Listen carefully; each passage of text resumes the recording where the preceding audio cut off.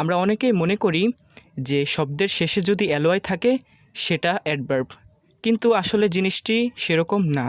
আমাদের প্রথমে অ্যালয় যুক্ত যে শব্দটা আছে সেটার প্রথমে দেখতে হবে প্রথম অংশটা কি, অ্যাডজেক্টিভ নাকি নাউন। যদি অ্যাডজেক্টিভ থাকে এবং তার সাথে অ্যালয় যুক্ত হয় তখন সেটা হয়ে যায় অ্যাডভার্ব। আর যদি নাউন থাকে তার সাথে অ্যালয় থাকে তখন সেটা হয়ে যায় অ্যাডজেক্টিভ। যেমন এখানে নাইস শব্দটা হচ্ছে অ্যাডজেক্টিভ, এটার সাথে অ্যালয় লাগানো হয়েছে যার ফলে সেটা হয়েছে অ্যাডভার্ব। আবার এখানে ফ্রেন্ডলি, এখানে ফ্রেন্ড শব্দটা হচ্ছে নাউন যার সাথে অ্যালয় যুক্ত করা হয়েছে এবং যার ফলে সেটা হয়ে গেছে অ্যাডজেক্টিভ। আশা করি বুঝতে পেরেছেন। যদি বুঝে থাকেন তাহলে বলেন হ্যাভেনলি এটা কি হবে, অ্যাডজেক্টিভ নাকি অ্যাডভার্ব?